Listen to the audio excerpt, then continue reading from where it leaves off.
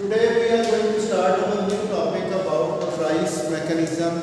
In some of the books or in some of the questions it is given the name the price system.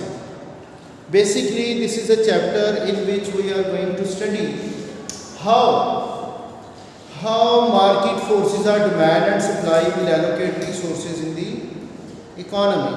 In other words, we studied the free market economy. These are the details of the free market economy, how market is allocating resources in the production of those goods and services which are demanded by the consumers. So for that reason we need to study the market forces. What is market and what are the market forces which are present in every market of the world? The first thing which we are going to study, that is what is meant by market. Market is what? It is a place where buyers and sellers meet with each other in order to exchange the goods and services. What it is? It is a place where buyers and sellers, it is a place where the buyers and sellers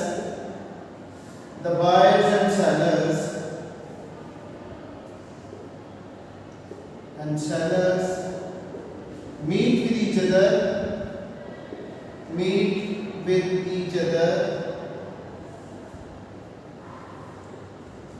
to exchange the goods and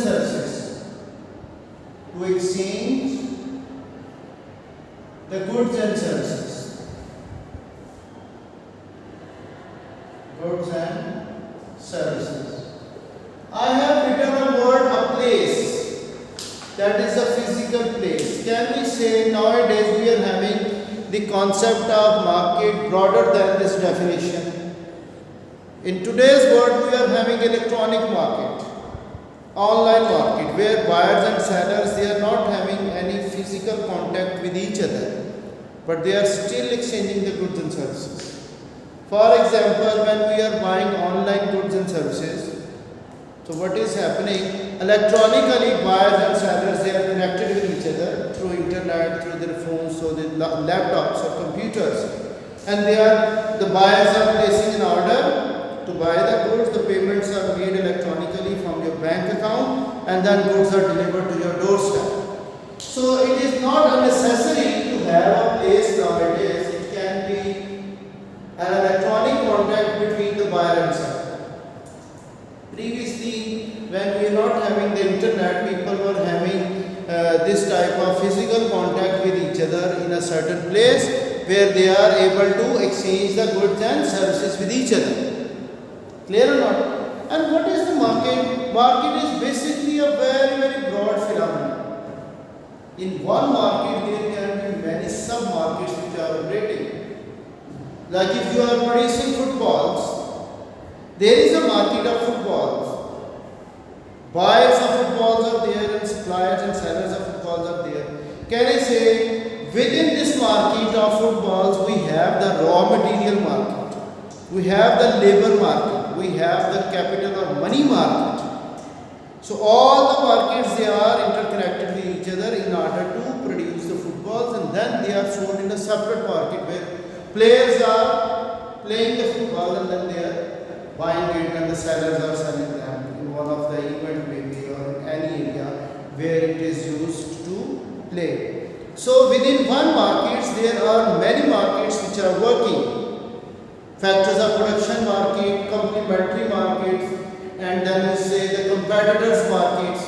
So market is basically a very, very big phenomena in which we are having further sub-markets.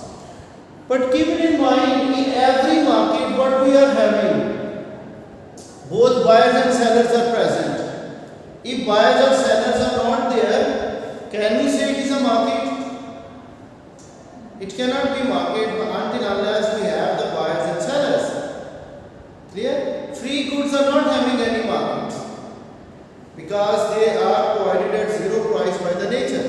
Whatever the demand is there, it is oversupplied by the nature at zero price. That's why they are the free goods. But in case of the other markets, we find two things. There are two market forces. Two market forces in every market of the world. One is called consumer force. Consumer's force, that is called demand. And then we find the seller's force. Seller's force, that is called supply. Alright?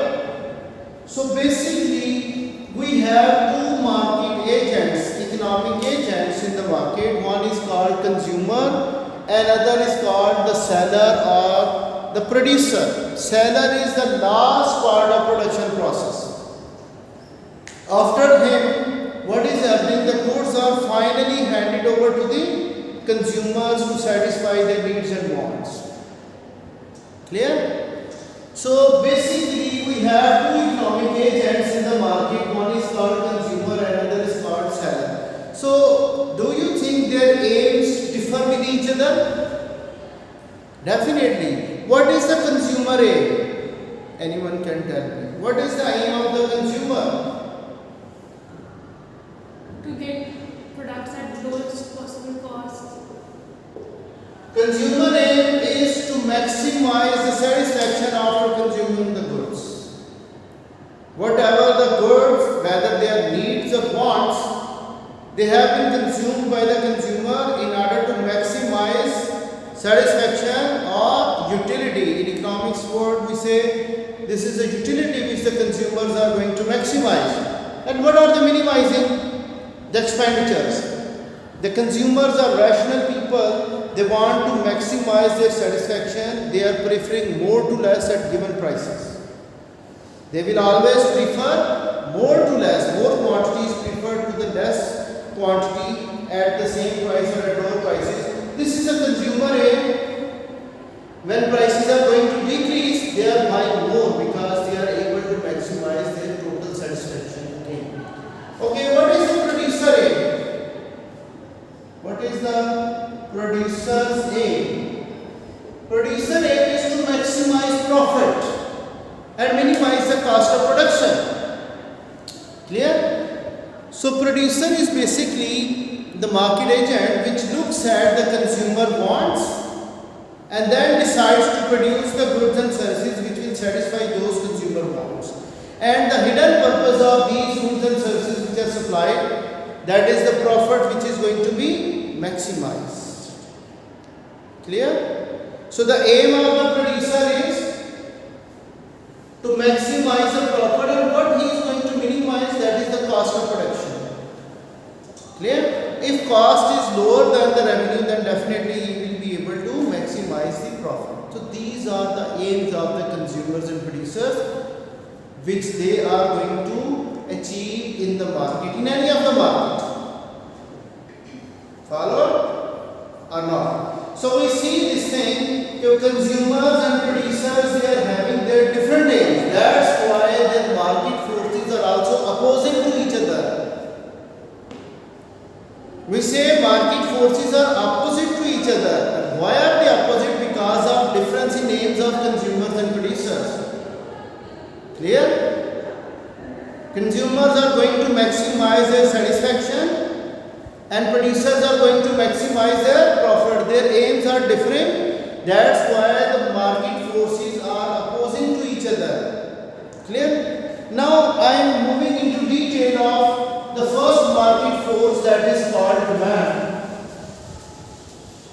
By utilizing the idea of consumer behavior. Now how can we define demand? How can we define the demand of the consumers? The willingness and ability to buy a product. Very right. Is it the complete definition that you have said? The basic definition that consists of two factors, the willingness and the ability. Yes, you are right. What else? You haven't studied this. It is called, she is saying this is the willingness and ability to buy, or desire and ability to buy. The two things are present. Desire to buy, desire and ability to buy. Ability to buy. at different price level. At different price level.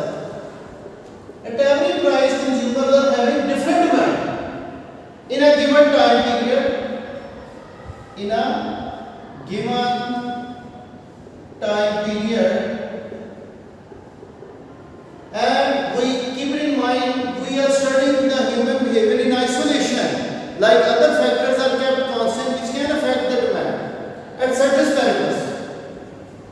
Ceteris paribus means that we are studying demand when other factors are kept constant. Now we are going to comment on this definition. Desire to buy and ability to buy. What it is? Desire means if I want to buy something and I have the ability, I have enough income to support my desire, then it will be the demand. If I don't have desire to buy, for example, in case of toys, do we have nowadays desire to buy the toys? We don't have. You are also grown up, so you don't have desire to buy the toys. During our younger ages, everyone is having the desire, but at that time we could not have the ability to buy ourselves. Same thing. But right now, we don't have desire to buy, even we are having the ability to buy.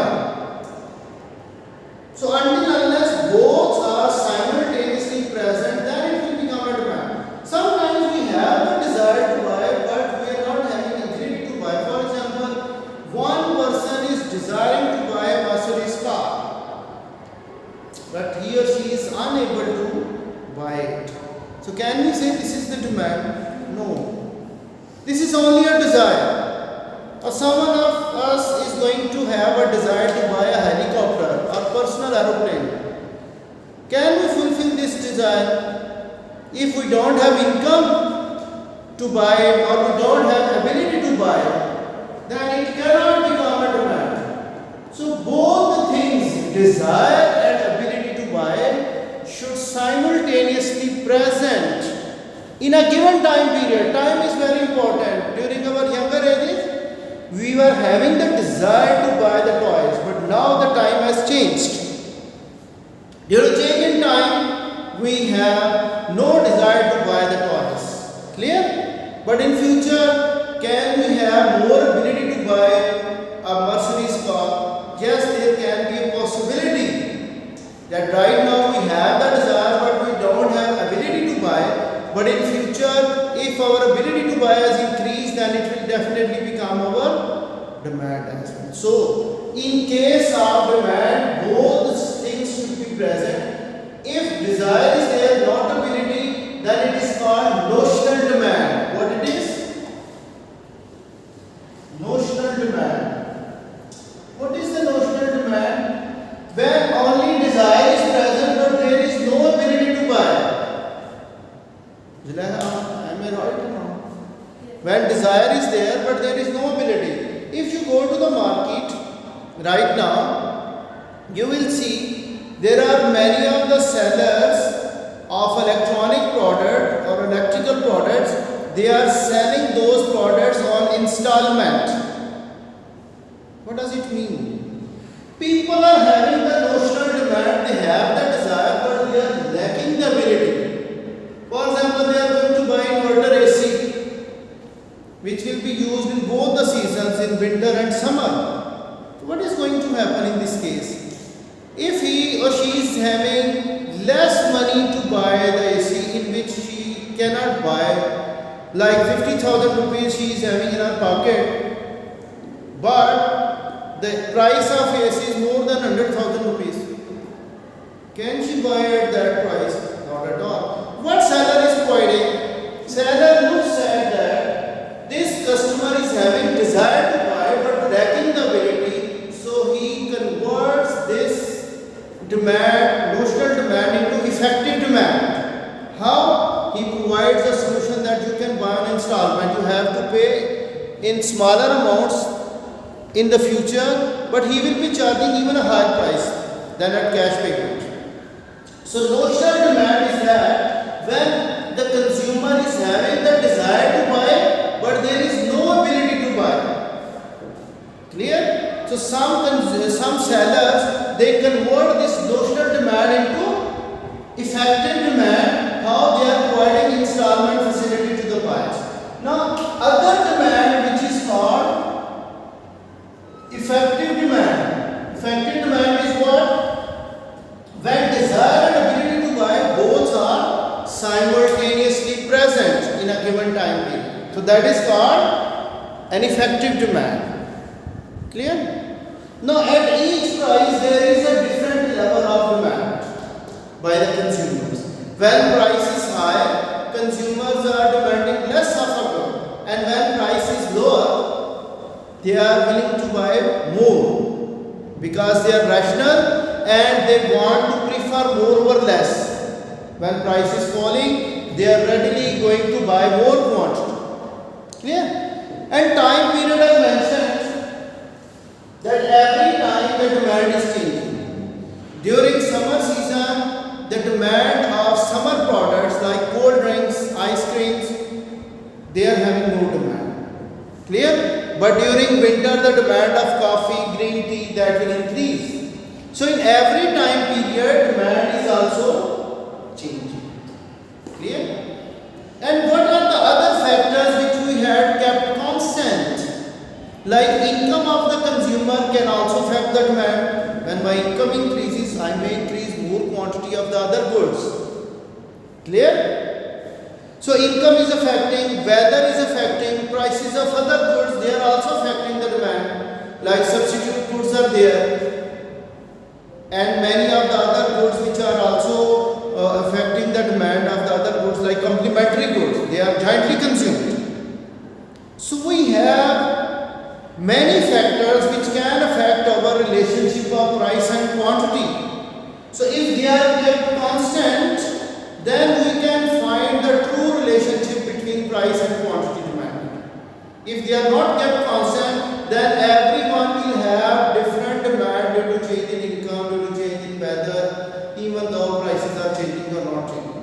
So we keep other factors constant, and then we see the relationship between price and quantity demanded, which can be shown by the law of demand. Basically, demand is showing us, this is GD means demand. Demand is showing us inverse relationship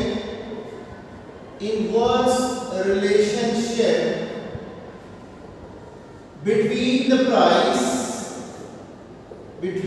price and the quantity demanded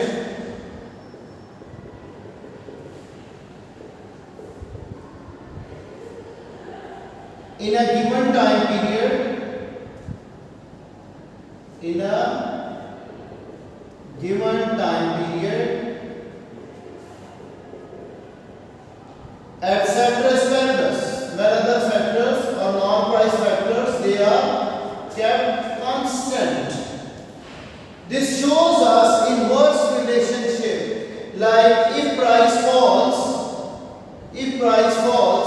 quantity demand will increase, and if price increases, quantity demand will fall. This is the law of demand. What it is? The law of demand: when price falls, quantity demand will increase by the consumer, and when price increases, they will definitely buy less when other factors are kept constant. And what are those other factors? Income of the consumers, taxes by the government on income, clear? And prices of other goods, fashion, trend, attitude to buy, and weather conditions, they are kept constant. I am going to write those factors as well over here. What are the other factors which are kept constant, or the non-price factors which can affect the demand of a good? Non-price factors.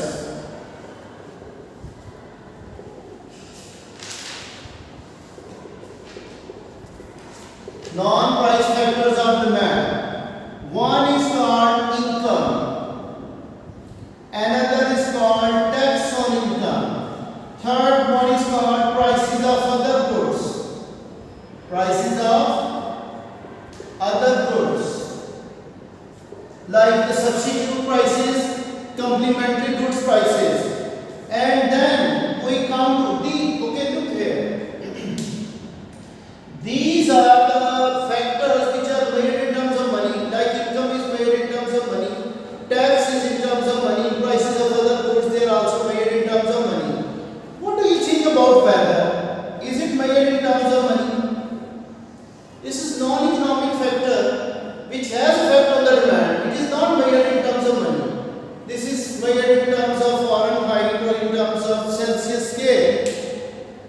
Okay? But it has a very strong effect on the demand of many of the goods. Not everything is having the effect of the weather conditions, but the consumer goods usually they have the effect of weather.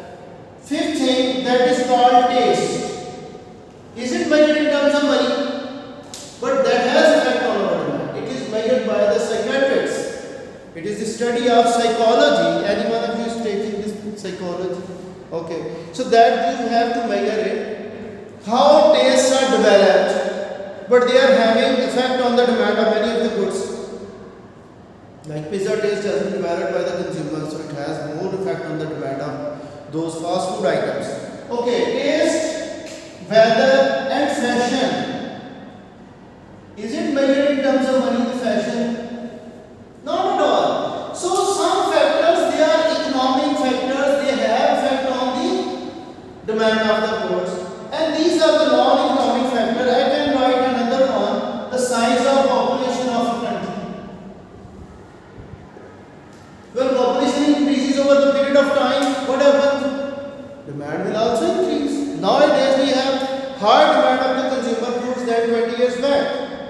There is more demand of car, more demand of cell phones, more demand of A-level education because population has increased. So these are the factors 4, 5, 6 and 7. They are non-economic. They are not made in terms of money.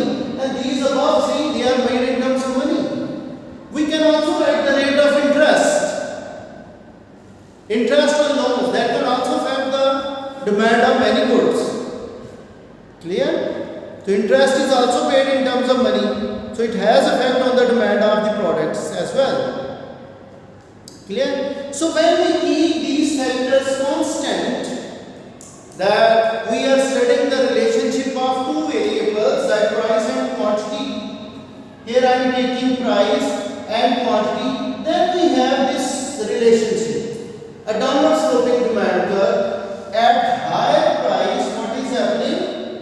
There is less demand, and when price falls, there is more demand. So when these factors are kept constant, then this relationship can be found. The law of demand is there. Price and quantity are inversely related or negatively related with each other. But if these factors are not constant, please listen. These are actually the shift factors. We attended. When price changes, there is no shift. Demand will move along the curve. When price falls, there is expansion in demand. Quantity demand is increasing. When price increases, there is contraction in demand. But there is no shift of the demand curve due to the changing price of the product. Its own price is changing and there is no shift in the demand curve. But when these factors are going to change, income has increased, taxes have increased, prices of other goods have changed, weather has become favorable, then there is going to be the shift of the demand. Either it will shift right or left. We will go into detail in our coming lessons. But right now I am going to say effective demand is having downward sloping demand curve. This is a normal demand curve which shows us inverse relationship between price and quantity demanded when other factors are kept constant in a given time period. This is the main point of today, that demand is what? Desire and ability to buy in a given time period when other factors are kept constant. And now we study that what are the other factors which are kept constant. There can be other like internet services, if they are available, demand of the goods will increase. Right nowadays, what is happening? We have more use of internet, so demand of many goods which are not provided in our market of this city, they can also be demanded. Even they are supplied in Karachi or in Lahore, they can be supplied over here. So internet has also changed the demand of goods and services. So it doesn't mean these are the only factors which are kept constant. There can be the other factors. But whatever the factors are there which can affect the demand other than price, they should be kept constant, and then we can find the law of demand which shows us inverse relationship between price and quantity. I think it's enough. Should I go ahead? We'll do the rest of the things tomorrow.